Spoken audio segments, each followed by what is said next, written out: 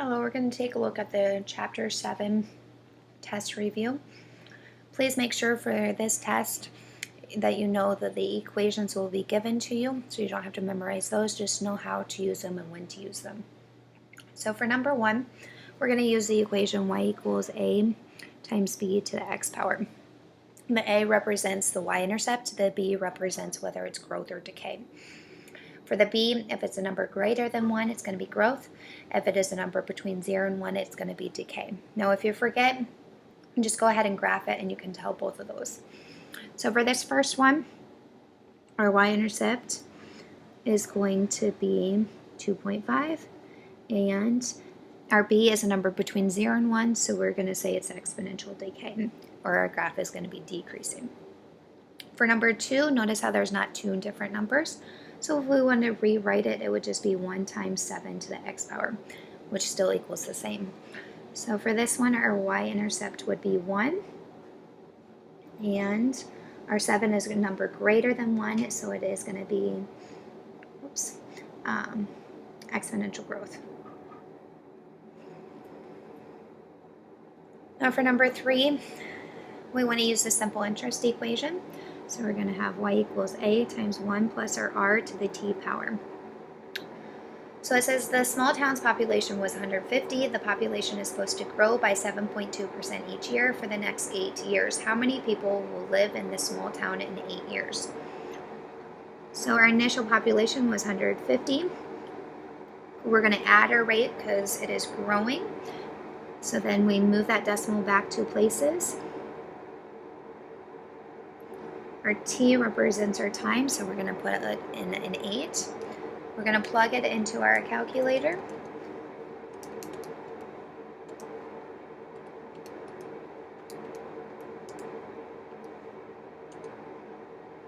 And notice how our answer is going to be people, so we want to round up to 262 people.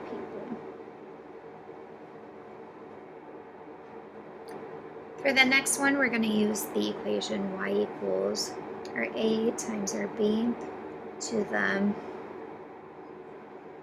x minus h plus our k formula. So make sure for this one, our a represents whether it's stretching, compressing, or reflecting across the x-axis. Our h determines left or right, and our k determines up and down. So for this first one, the parent function is always going to be whatever the b value is to the x power. So it'll be 0.75 to the x power. This negative out front reflects it across the x-axis. The 2 stretches it.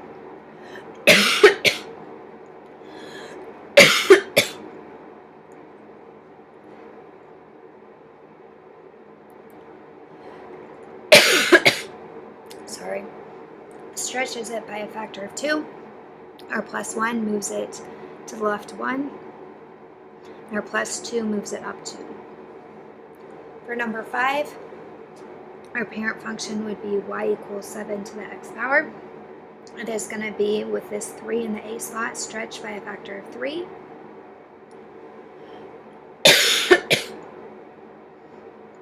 It moves to the right 5 and down 9. For the next one, it says use the compound interest equation, so that's y equals PERT. Please make sure that r and the t goes in the exponent spot. So the p stands for principal, the r is rate, and the t is time. So we're going to substitute in 10,000. The e, we're going to use the e button on the calculator. The r stands for rate, so we're going to move that decimal back 2 places. And then we're going to plug in 8 for our time.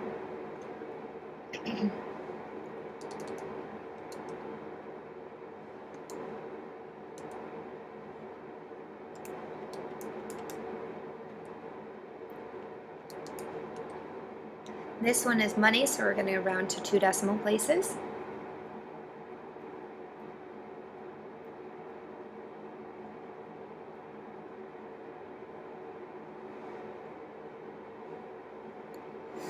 Alrighty, the next one is in exponential form. They want us to put it into logarithm form. And so we're going to have log of, our base is 6, of 1,296 equals our exponent of 4. Now if we want to off on the side check our work, we're going to type it into our calculator by log of 1,296 divided by log of 6. When we type this into our calculator this way, it should equal 4. So the log button is right next to the 7. So log of 1,296 divide by log of 6. And we get 4, so we know we have the numbers in the right order. So number 8, they want us to evaluate it. There's two ways we can evaluate these. We can switch them from logarithm form to exponential form. We're going to do that, set it equal to some variable. Then we're going to rewrite it. So we're going to have 5 to the x power equals 25. And then we're going to do our factor tree, which we can't do for 5, so we just keep it. Our factor tree for 25 is 5 times 5, or 5 to the second power. Now notice the bases are the same, both sides are equal, so our exponents must also be equal. So we just set our exponents equal to another, and we have the equation already solved. So x equals 2. Now if we're going to do this by the calculator instead, we're going to type it in as log of 25 divided by log of 5.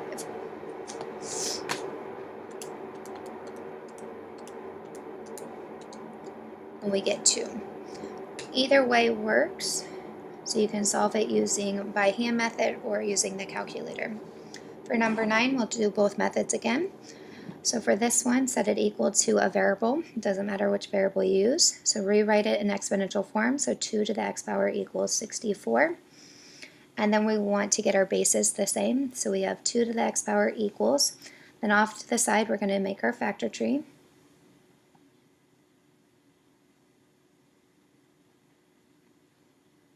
So we get a total of 6 2's. So 2 to the 6th power. Our bases are the same, so set our exponents equal to one another. So that is the by hand method. The calculator method, log of 64 divided by log of 2. The number that is lowered is the one that goes in the denominator.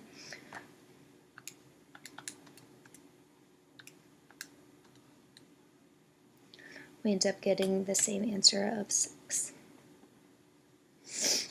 On the back side, it says write each expression as a single logarithm or a natural logarithm. For these ones, first off, it's an expanded form. We want to write it as a single logarithm. So notice if they are subtracting, we want to go ahead and divide. So use the quotient property. So 2 divided by 8. And then from there, notice we can leave that as 2/8, or if you want to reduce it to 1/4, you can do so. So we'll go ahead and reduce it. And then from there, they are adding, so we want to go ahead and use the product property and multiply. So we're going to write natural log of 1/4 times our 4. And we're going to go ahead and multiply those. So 1/4 times 4 is just 1. So our final answer as a single natural log is just natural log of 1. For the next one, notice how we have a coefficient of 2, so that goes as the exponent. So we'd have log a base 7 of x squared plus, and then we have another coefficient, so it goes as the exponent. So log a base 7 of y cubed. And then from here, they are adding, so we want to go ahead and multiply. So we have log a base 7 and then x squared times y cubed. Notice we can't simplify it any further. We have a single logarithm, so that is our final answer. Now for number 12, it is already a single natural log and logarithm, so we want to expand it out using our properties. So first off, I notice how they're multiplying 4 times x to the 3rd power times z to the 2nd power. So since they're multiplying, we want to go ahead and add. So we'd have natural log of 4 plus natural log of x to the 3rd power plus natural log of z to the 2nd power. And then from there, we have some exponents. So the exponents want to go out front of just that individual term as the coefficient. So this natural log of 4 stays the same, and then we have 3 times the natural log of x plus 2 times the natural log of z. We can't expand it any further, so that is our final answer. The next one, first step, notice how it's a division problem, so we want to go ahead and subtract and start expanding it out. So we have log of base 3 of x squared minus log of base 3 of y. And then from there, again, we have an exponent, so it goes as a coefficient of that individual term. So we'd have 2 times the logarithm of 3 base 3 of x minus log of base 3 of y. We can't simplify it any further, so that is our final answer. Now these last problems, it says solve each equation, round to the nearest hundredth. No work means no credit, so make sure we're showing our work on these. So the first two problems, notice how they're going to be the same. They're in exponential form, so we want to switch it to logarithm form to solve for it. So we have, for this first one, log of base 8 of 32 equals 3x. Notice this left-hand side, we can type that into our calculator. So we're going to go ahead and do so. We have log of 32 divided by log of 8. We're going to click enter, and we get this decimal, so 1.6 repeating. So I'm going to put that right here. And then I'm going to bring down the rest of our equation, so that equals 3x. And then we want to solve for x, so we're going to divide it by 3. Those cancel out, so we get, divide our answer by 3. 0.5 repeating. They want us to round to the hundredths place, so 2 decimal places. So 0.56 would be our final answer. The next one, we're going to go through and do the exact same process. So we want to switch it to logarithm form. So we'd have log of base 36 of 216 equals negative 2x plus 1. It's always going to be set equal to whatever our exponent is. So the left-hand side, we're going to type into our calculator. So we have log of 216 divided by log of 36. We get a decimal of 1.5. So we're going to plug that in, bring everything else down, and then we are going to go ahead and solve for our x. So we have 0.5 equals negative 2x, divide by negative 2. Those cancel out, so we have x equals 0.5 divided by negative 2, which is negative 0.25.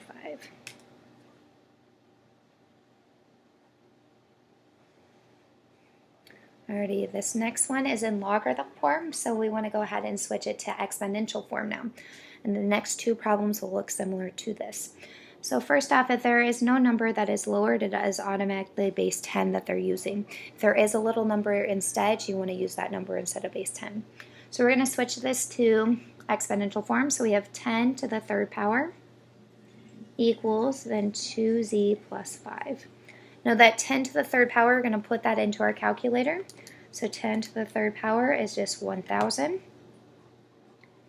And then we have this two-step equation that we're going to go ahead and solve. So we're going to subtract 5 on both sides.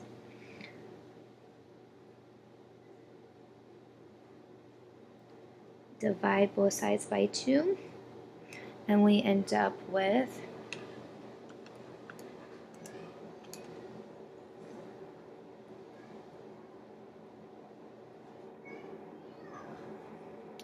497.5. The next one, notice how it's in expanded order. So before we can switch it to exponential form, we want to write it as a single logarithm first. So use our different properties. So to start with, this 2 is a coefficient, so we want to put it as the exponent. So we have log of x squared minus log of 3. And then from here, they're subtracting, so we want to go ahead and divide. So we have x squared divided by 3. Okay, so we make this a single logarithm, and then we go ahead and now we're going to switch it to exponential form. Again, then there's no little number, so we're going to put it as base 10. If there was a little number, use that little number. So switch it to exponential form, so 10 to the first power equals x squared divided by 3. 10 to the first power is just 10, so we can keep that alone. And then they're dividing by 3, so we want to go ahead and times both sides by 3. So we end up with those canceling out. So 30 equals x squared. And then we want to go ahead and solve for x. So in order to get or undo to the second power, we want to square root both sides. So we get x equals plus or minus.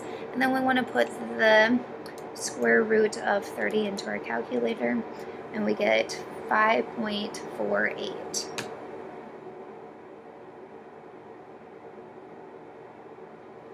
For our final answer. Now number 8 and 9, notice they're natural logs. So to solve for natural logs, we want to write them as a single natural log first, and then we're going to switch it to base E to solve for it. So for this one, notice we want to get this natural log by itself, so we're going to add the 7 over. So we have natural log of 2x equals 11, and then now it's a single natural log, so we want to go ahead and solve for it. So we're going to switch it to e to the 11th power equals 2x. Now that e to the 11th power, we're going to go ahead and just type that into our calculator using the e right next to the 4. So e to the 11th power is a pretty big number, so we're going to just write that down. And then we're going to go ahead and divide both sides by 2. And then that is going to be our final answer. So x equals 29937.07. The next one is an expanded form, so first write it as a single natural log. They are adding, so we want to go ahead and multiply. So we'd have the natural log of 4x equals 2. Then we're going to switch it to base e. So we're going to have e to the 2nd power equals 4x. So that e to the 2nd power on the left-hand side, we're going to type that into our calculator.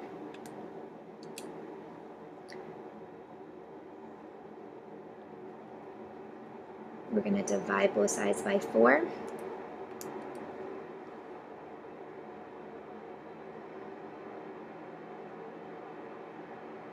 And we're going to round to the hundredths place, so 1.85. And the last two problems, notice how they are in base E, so we want to switch them to natural log to solve for it. So for this one, we're going to drop down x plus 2 equals the natural log of 50. Now the natural log of 50, we're going to type that into our calculator.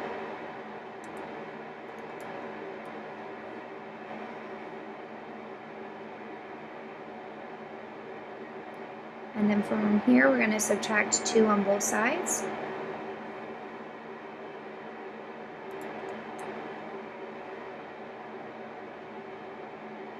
And just round to the hundredths place is perfectly fine. So we get 1.91 as our final answer. Now this last problem, we want to get our base E by itself, so it's 3 times that. So we want to go ahead and divide it by both sides by 3.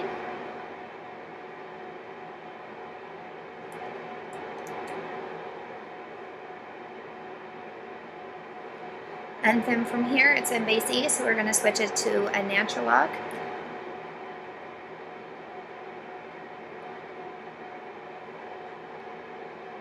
And then from here, we're going to simplify the right-hand side and take the natural log, just the natural log of our previous answer.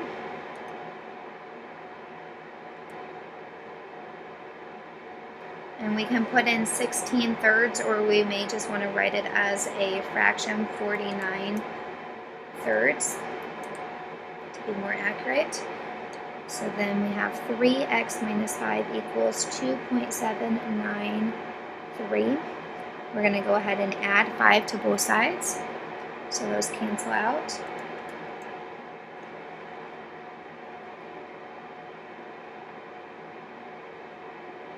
And then we're going to divide both sides by 3. And we'll get for our final answer 2.60.